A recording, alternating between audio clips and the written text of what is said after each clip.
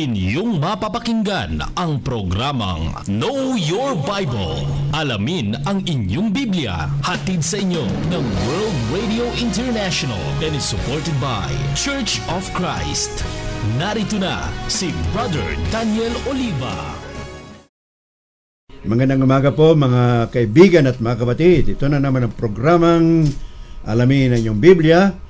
Know Your Bible program, matid po sa inyo na ng World Radio International through White's Ferry Road, Church of Christ, and West Monroe, Louisiana, USA. Inyo pong lingkod na nagbibigay ng mensahe, Brother Dan Oliva. Ito po ay marinig nyo every Sunday sa Barangay 92.7, GMA Radio, DWRA, every Sunday from 5 to 6 o'clock in the morning. Of course, sa YouTube, na-advance po natin ito usually araw ng Friday.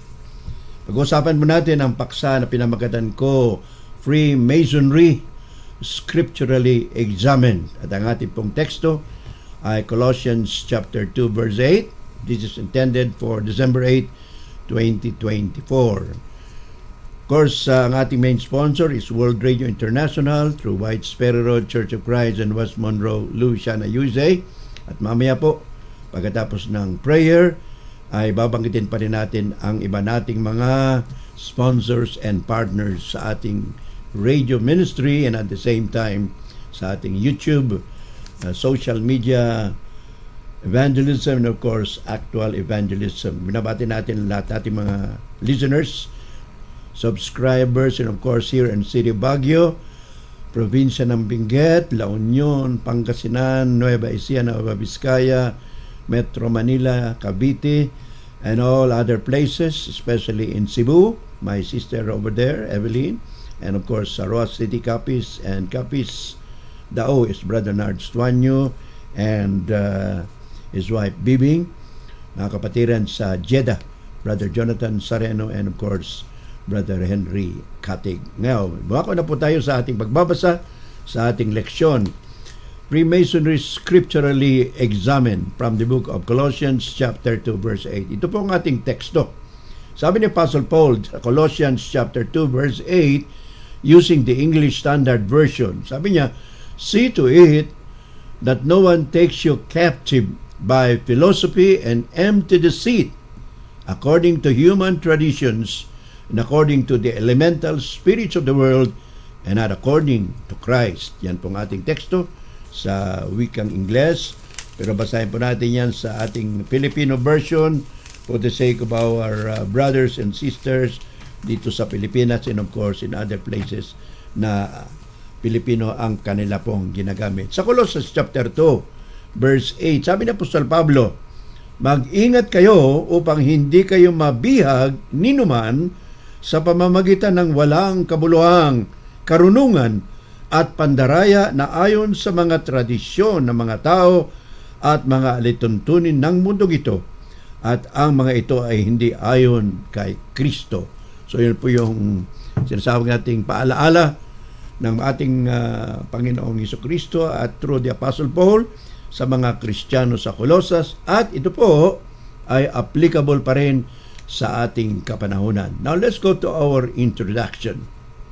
First question, can a Christian be a member of Freemasonry? Or can a Mason be a member of the Lord's Church? Ito pong dalawang question, ito ay napakahalaga.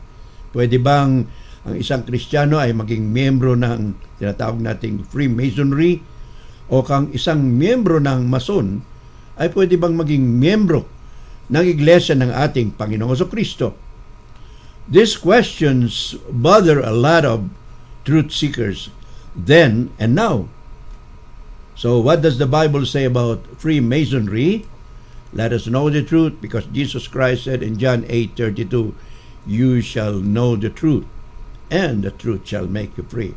So itong katanungan ito ay nagbibigay po ng tinatawag nating confusion sa mga naghanap ng katotohanan noon pa man at maging sa ngayong kapanahonan. So kailangan alamin natin ang sinasabi ng Biblia tungkol po sa grupo na tinatawag nating Freemasonry ayon sa sinabi ng ating Panginoong Jesucristo sa Juan 8:32. You shall know the truth, and the truth shall make you free.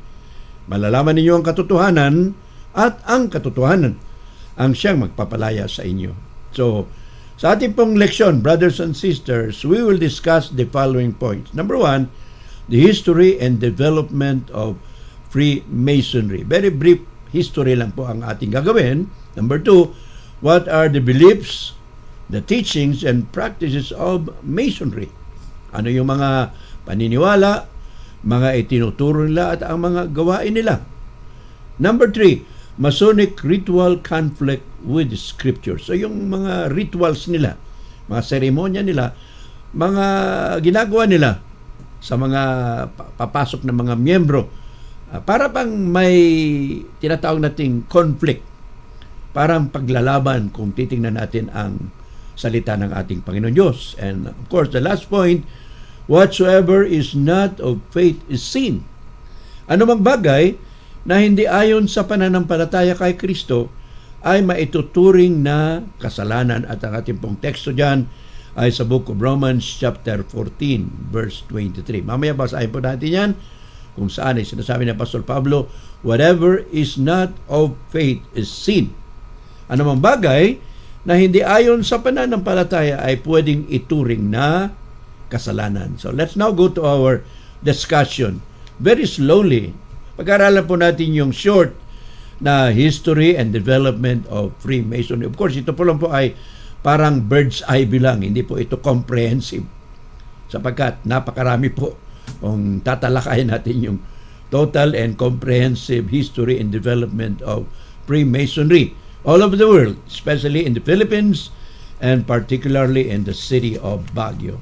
Now, let's go to the history and development of Freemasonry. Number 1, Freemasonry is considered as the world's oldest fraternity. Pag sinabi nating fraternity, ito po yung sinasabi nilang brotherhood, mga magkakapatid sa pwedeng matawag sa spiritual at sa ano pa mang bagay na pagkakapatiran.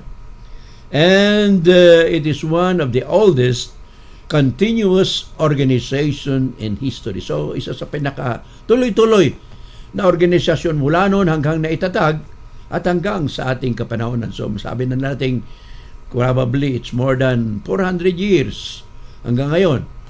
Nagsimula po ito about the 18th century, ika-18 siglo. Modern version of Freemason, of course, yung old version, hindi na po natin tatalakayan dito. And the first Grand Lodge was actually founded in London in 1717. So yung unang tinatawag nilang Grand Lodge ay nagsimula po sa Inglaterra, sa London. 1717, 1717, yun po yung taon yan. 1717 or 1717. Well, the Grand Lodge was actually an association of lodges that held rituals and ceremonies, inducted new members. So, ang trabaho po ng Grand Lodge ay magawa ng mga rituals, mga seremonya, especially kung may mga bagong mga miyembro na papasok sa tinatawag nating Freemasonry. These groups discuss philosophy, religion, and life. So, ano pong pinag-uusapan nila? Pag sila po ay nagtitipon, well, filosofiya, reliyon, at buhay. Yun po yung mga main topics nila. The adopted rites and trappings of ancient religious orders and chivalric brotherhood. So, yung mga ginagawa po nilang mga rituals ay hango pa rin sa mga ibang tinatawag nating religious orders, no? Mga kapanahonan na yon, and of course, yung mga ginagawa ng mga fraternity or brotherhoods. Okay? So, sa Amerika po, nagsimula po ang tinatawag nating Masonic Lodge sa Boston Street and Philadelphia, USA. So, sa Amerika po ay nagsimula ito sa Philadelphia, Boston Street, but St. John's Lodge, the oldest in America, was established by the Grand Lodge of England. So, pumunta yung Grand Lodge ng England po sa Amerika at ito ay tinayo nila sa Boston Street, Philadelphia sa St. John's Lodge. Ito po yung panahon na yon. Now, advance po natin yung ating kwento. As of the year 2020, 4 years ago, there were about, estimated lang po ito, no? There were about 898 Freemasons in the United States lang. Sa Amerika po, 898. Estimated lang po nila yan. So, wala pang 1,000,000 doon sa USA. And the year 2020, but an estimated 6 million members all over the world. Yun po yung statistics nila 2020. So, since 2020, 4 years ago, mas marami na po ngayon. The most worshipful lodge of free and accepted Masons in the Philippines. Now, punta po tayo sa Pilipinas. The worshipful Grand Lodge of Free and Accepted Masons in the Philippines is the organizational body that governs Freemasonry. So, napunta po sa Pilipinas ito. Medyo marami pong kwento dyan. But, I just like to emphasize to you na yung current office ng Freemasonry sa Pilipinas po, nasa po sa Plaridec Masonic Temple and Ermita, Manila. And one of the Grand Masters during the time, I don't know kung siya pa rin, was Don Ramas Oy Piching. Yan po ang pangalan niya. One of the Grand Masters. Now, in the year March 8, 1921, kailan po nagsimula ito sa Baguio? 1921 pa pala, before the Second World War. Grandmaster Edwin E. Elzer and a team of Masonic dignitaries, including Pedro Abad Santos, Edwin Driggs, constituted Baguio Lodge or Baguio Masonic Lodge. So, 1921 pa pala po mga kapatid dito sa Baguio.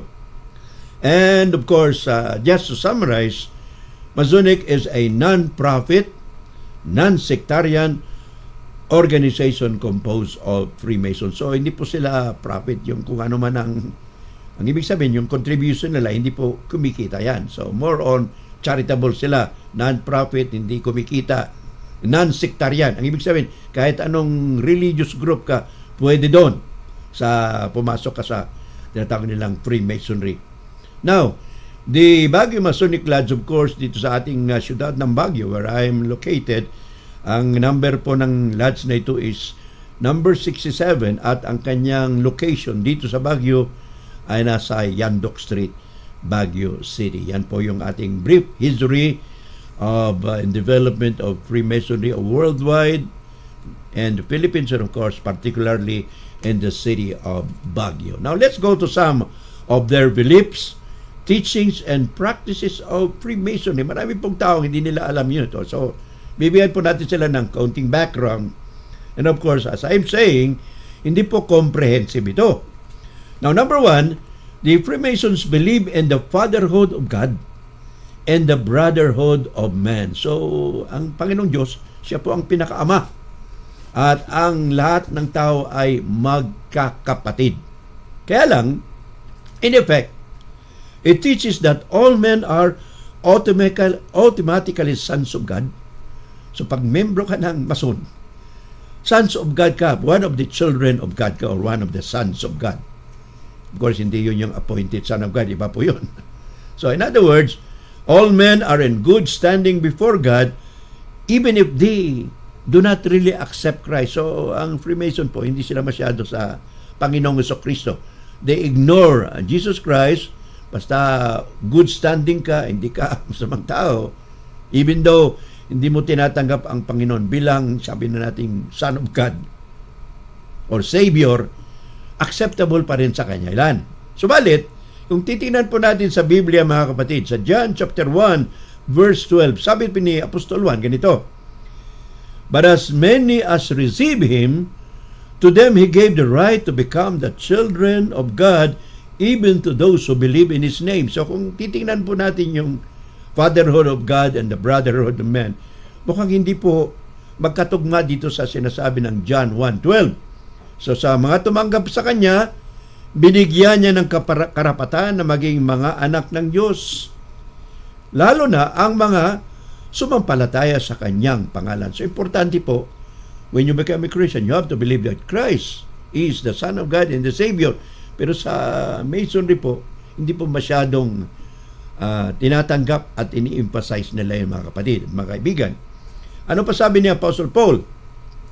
Ephesians chapter 3, chapter 2, verse 3 and 12, sabi doon ni Apostle Paul, "And you were by nature children of wrath," referring to the Christians at Ephesus during the time. Sabi niya, kayo ay mga anak ng kasamaan, children of wrath or children of anger by nature. Ang inyong kalikasan ay kayo'y mga anak ng tinatawag nilang kapuutan, children of wrath. Remember that you were at the time separated from Christ and strangers to the covenant of promise, having no hope and without God in this world. So, kung hindi po Kristiyano, sabi ni Apostol Pablo, kayong mga wala kay Kristo, maituturing kayong mga anak ng kapuutan, children of wrath or anger. At alalahanin nyo na sa noong kapanahunan, kayo po ay hiwalay kay Kristo. So pwede palang mahiwalay kay Kristo ang isang tao at kayo po ay mga estranghero, strangers to the covenants of promise. Ano yung covenants of promise? Ito po yung kasunduan na binigay ng Panginoon Diyos sa mga Israelita noong kapanahonan ni Moses. Having no hope and without God in this world. Na anong klaseng hope ito? Pag-asa.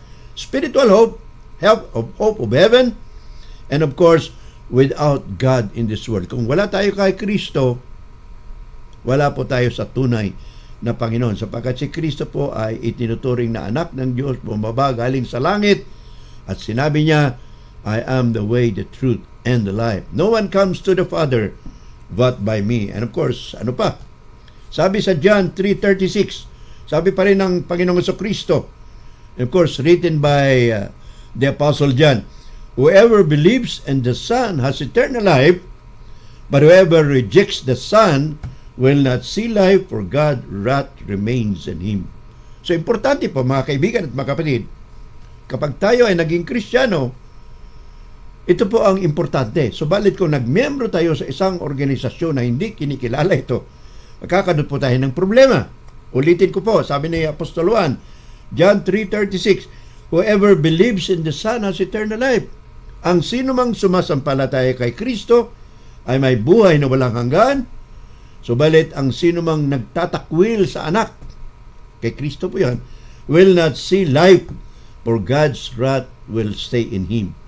Hindi nila makikita yung buhay. Yung buhay dito, yung spiritual life in heaven. At ang puot ng Diyos ay nananatili sa Kanya. John chapter 3, verse 36. In effect, brothers and sisters, when you become a Mason, parang nangyayari po, you are being prevented from knowing Christ and having your sins forgiven. Akalain mo yun. Kasi hindi nga masyadong importante si Kristo. Fatherhood of God lang, brother of men. So, ang nangyayari, parang hindi mo talaga nakikilala ang ating Panginoon sa Kristo.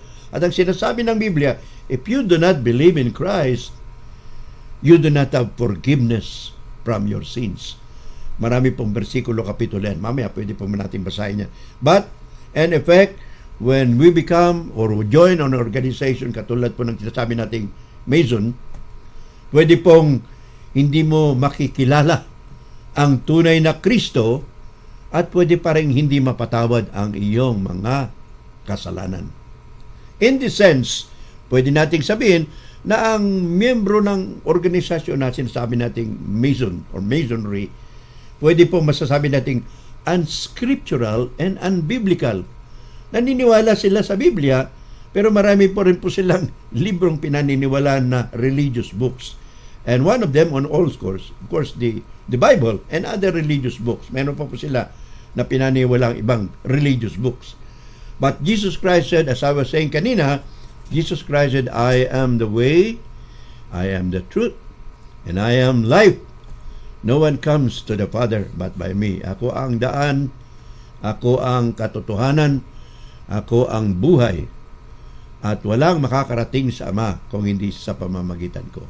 Tuloy po natin mga kaibigan ng makatid ating discussion sa Freemasonry. Now let's go to some Masonic ritual conflicting with the Scripture. So yung mga rituals, seremonya nila, titingnan po natin, parang mayroong paglalaban sa salita ng ating Panginoong Diyos. For example, Masonic Lodge teaches that all men and Christians included, live in spiritual darkness until they enter and become members of a particular lodge. Kalain nyo yun, pag tinuturo po nila na lahat ng tao, lahat ng kalalakihan, pati babae dito, kasama ang mga Kristiyano, kapag hindi ka po naging miyembro, hindi ka pumasok sa isang Masonic lodge nila, ikaw po ay nasa spiritual darkness. Nasa kadiliman ka, spiritually speaking. Ano sabi ng Panginoong Jesucristo?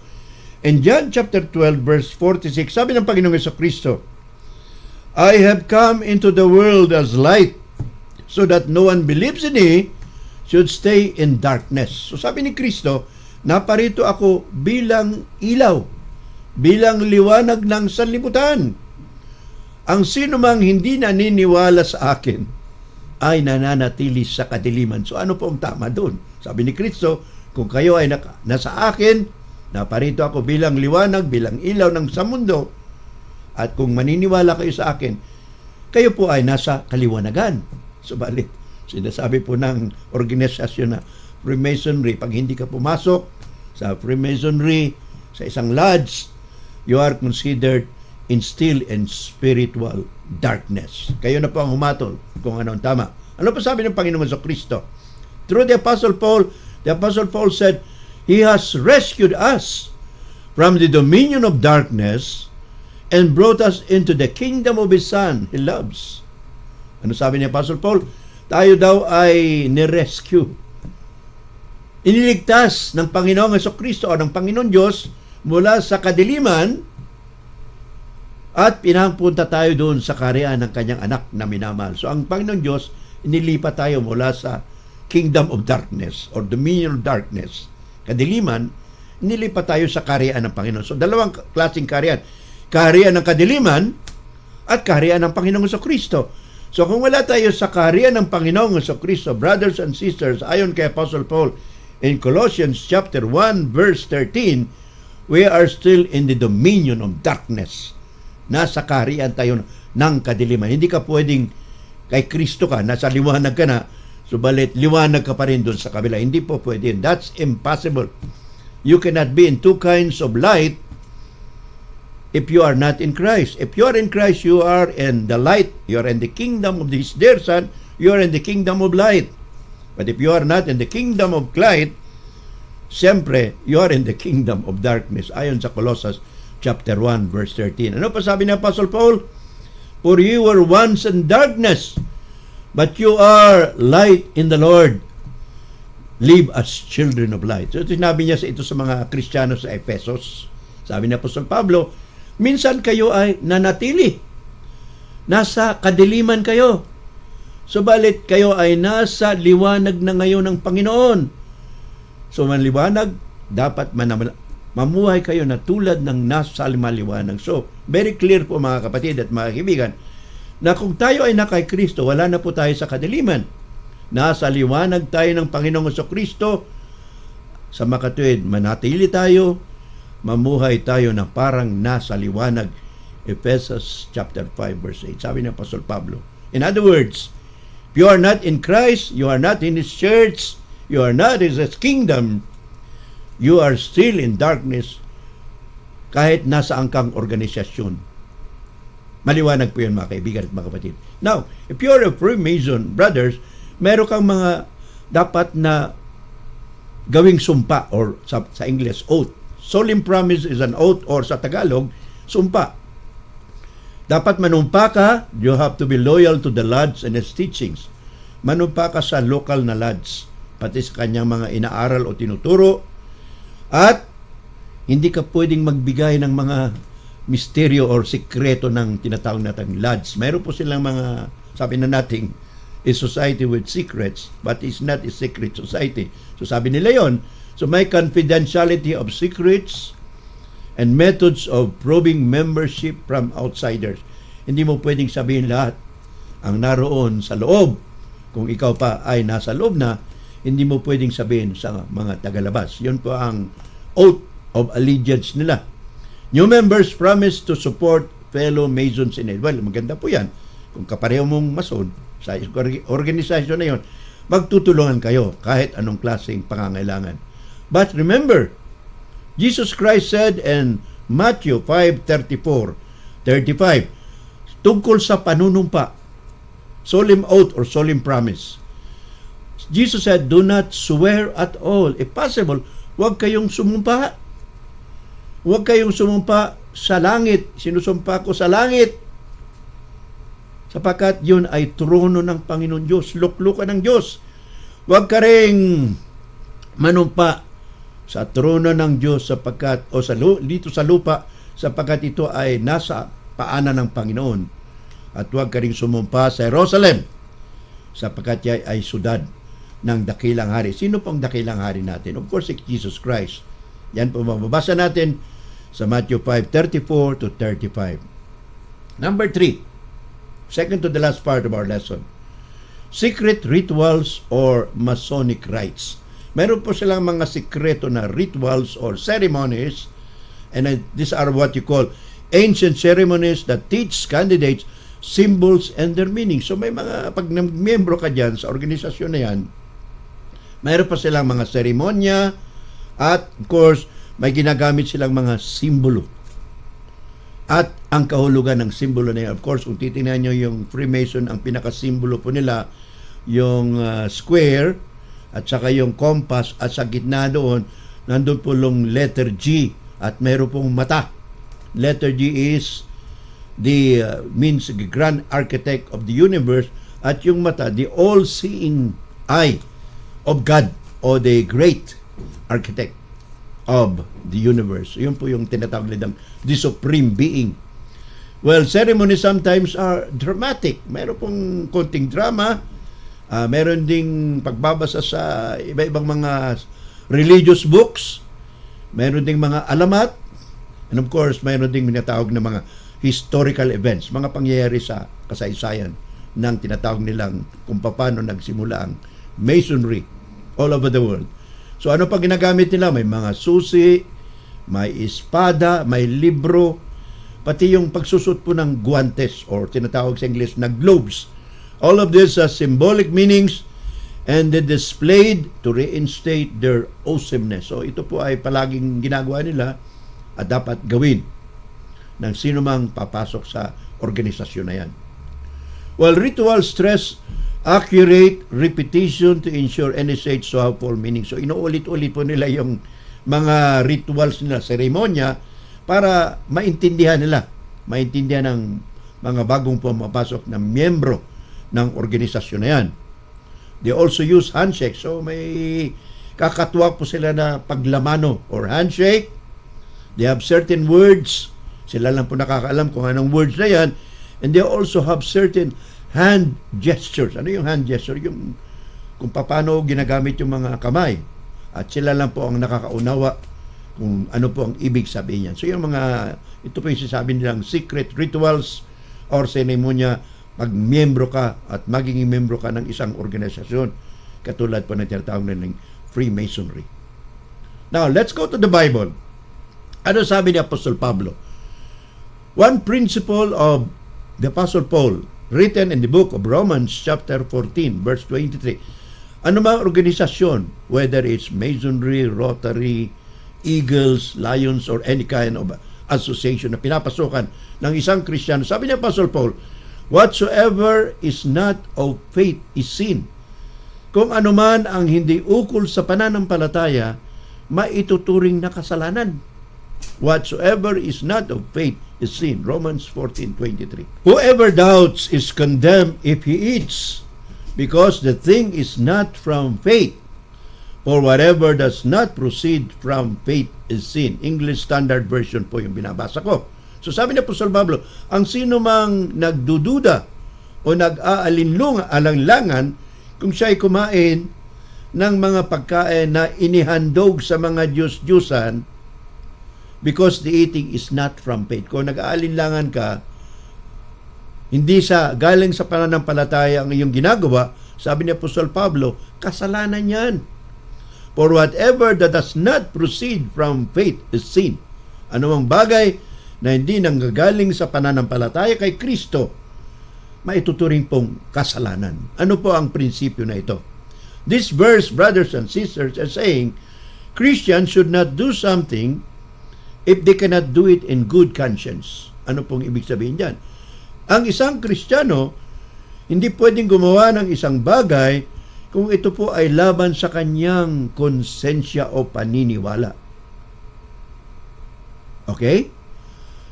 So if someone, conscience causes him to feel guilty, he should not engage in that activity. So halimbawa, may ginagawa kang isang bagay, ano man yun, pagkain man o ano pa man, at laban sa iyong konsensya, mayroon kang pag-alilangan na tama ba ito o hindi. Pag ginawa mo yan, kasalanan. So therefore, you should not engage in that kind of activity. It is therefore applicable to become a member of any organization, Rotary man, Lions ka man, Eagles ka man, or kasama dyan, of course, yung Freemasonry. If a child of God feels guilty or has doubts in joining any kind of organization, kasama na po ang Freemasonry dyan, he should not do it. Kung ang isang anak ng Diyos ay parang nakukonsensya, may pagdududa siya, pag-aalinlangan, kung siya ay sumusunod sa isang organisasyon, kasama na po dyan ang Masonry, dapat huwag niya nang gawin yun. Sapagkat sinabi niya Apostol Pablo, when you do that, if he joins the organization despite his doubts and guilt, then he is committing sin. Kung siya ay pumapasok sa isang organisasyon, bagamat siya ay may mga pagdududa, pag-aalinlangan, at nakukonsensya siya, binabangungot siya, dapat hindi niya po gawin yan. Kasi pag ginawa niya yan, lalabanan niya ang kanyang konsensya, lalabanan niya yung kinatawag na the image of God in him. Yun po yung konsensya. Nagkakasala po siya. Therefore, here are some warnings about joining any organization for that matter. Kasama na po yung Freemasonry dyan. They accept all duties are equally valid and must be respected. So, pag membro ka ng isang organisasyon, kasama na po yung Freemasonry, lahat ng reliyon tama. Lahat ng Diyos tama. So ano po mangyayari? Ano sabi ng Panginoon? You shall not worship any other God. You shall not bow down to any that is created in heaven or in earth. Nakapareho ko. Sabi ng Panginoon, for I am a jealous God.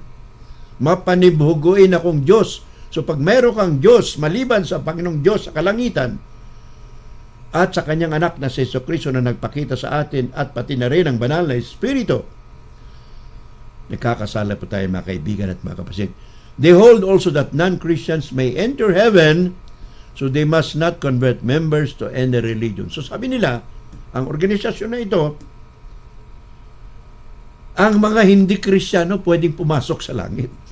Kung hindi ka naniniwala kay Kristo, hindi ka nagbautismo, hindi ka humingi ng kapatawaran, makakapasok ka pa rin sa kalangitan. Yun po ang doktrina ng organisasyon na ito. So they do not convert people to their group, especially kung ano man ang religion, pwede kang pumasok sa organisasyon na yan. Jesus is just another God. Si Jesucristo ay isa lang sa mga Diyos. There are so many gods in this world, and Jesus Christ is just one of them. So yun po yung kanilang pagtuturo.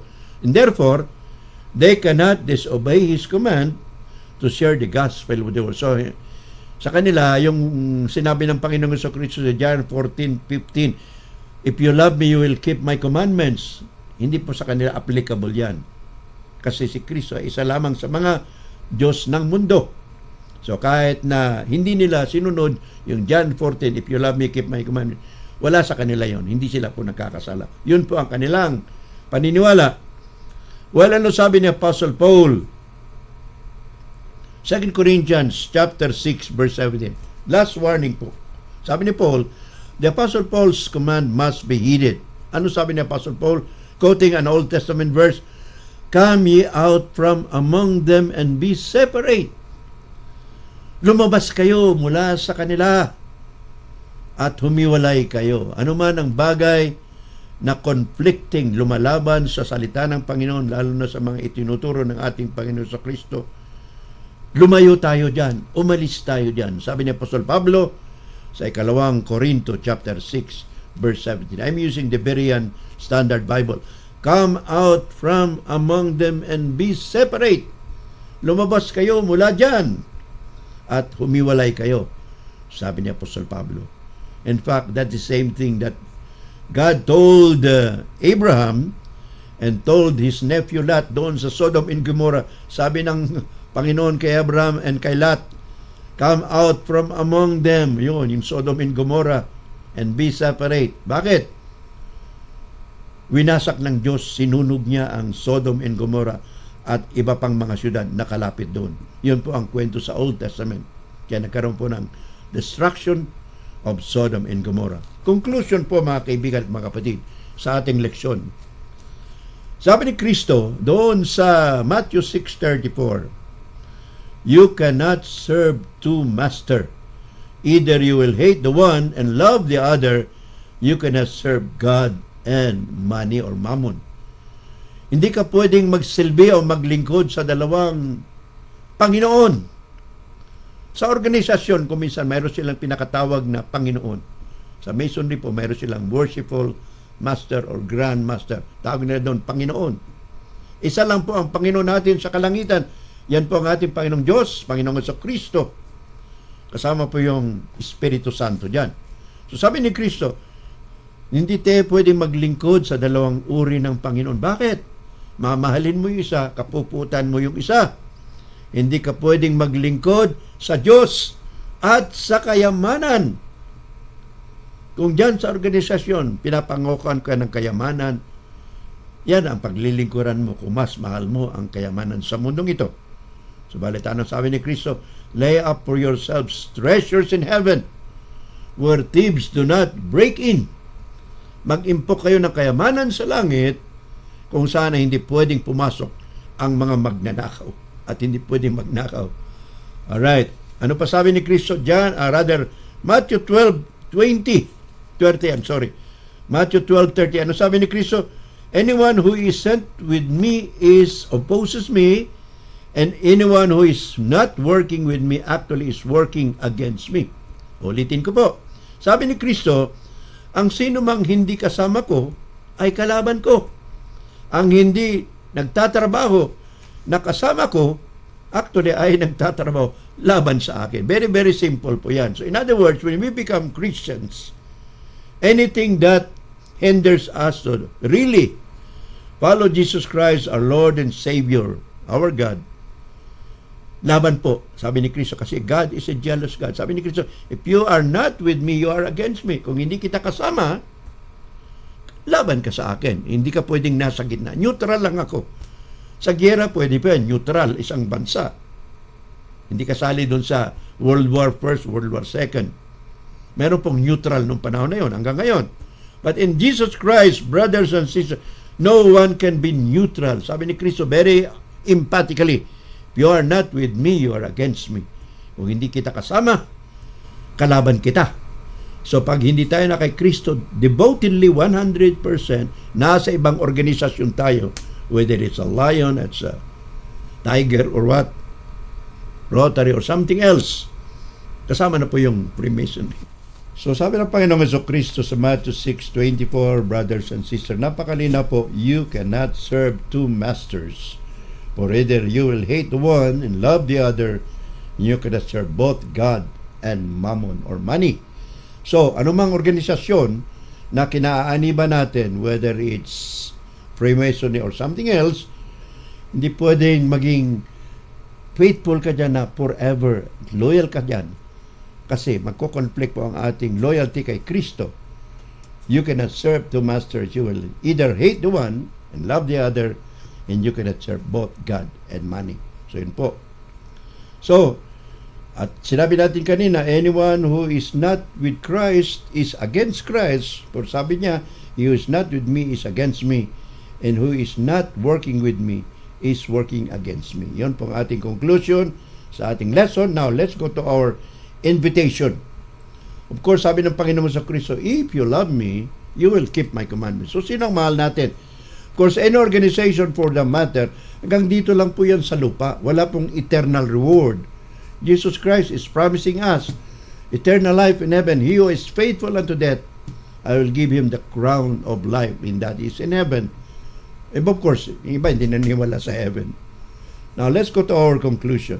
Finally, if you are not yet a follower of Christ, you must do the following. So, sa lahat po na hindi pa na kay Kristo, membro mo ka man ng ibang organisasyon, whether it's Masonry, Rotary, Tigers, or Lions, anything. Pag wala ka kay Kristo, ano sabi ni Kristo? He who believes in me and is baptized shall be saved. Pag hindi ka naniwala sa akin, sabi ni Kristo, hindi ka rin nabautismuhan, hindi ka maliligtas. Marcos 16:16. Ano pa sabi ni Apostle Peter? Repent and be baptized for the forgiveness of your sins, and you shall receive the gift of the Holy Spirit.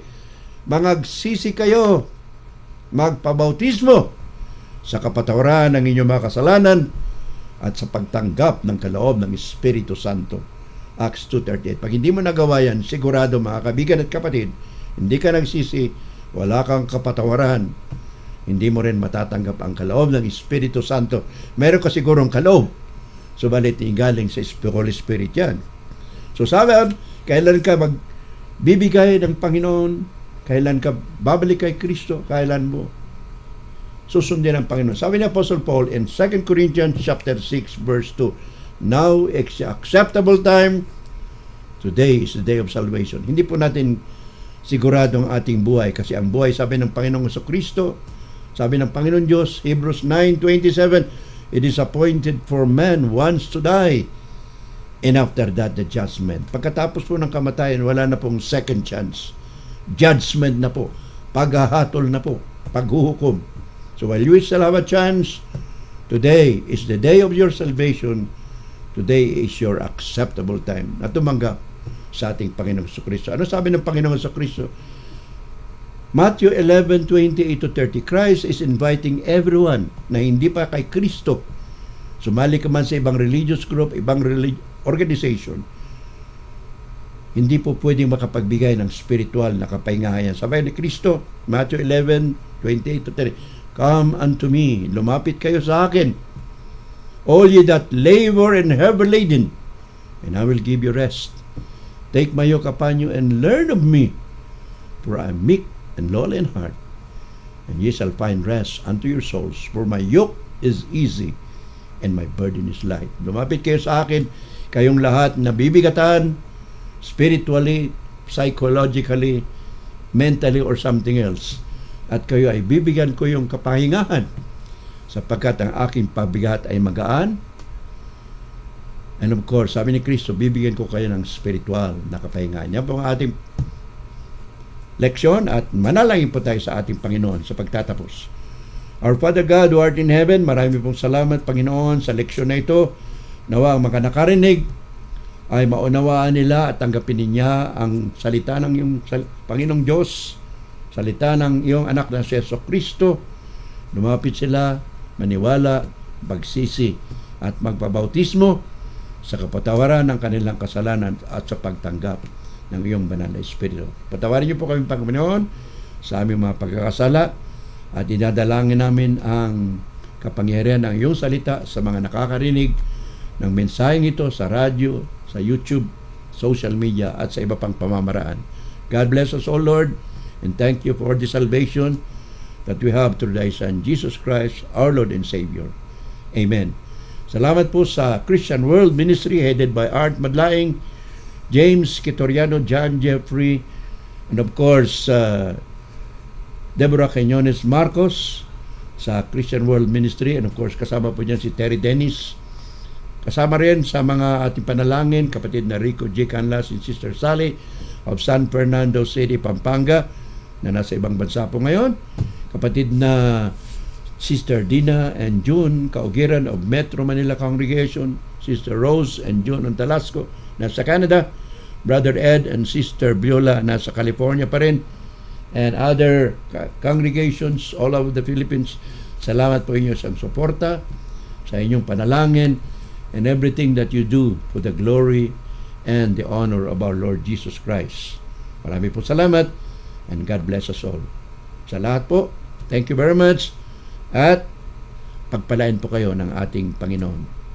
Amen.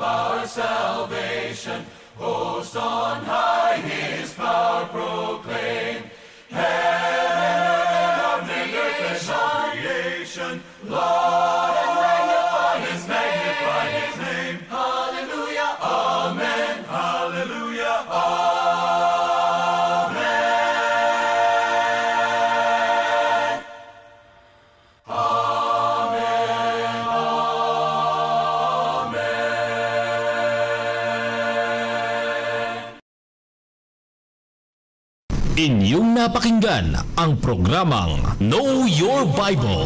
Alamin ang inyong Biblia.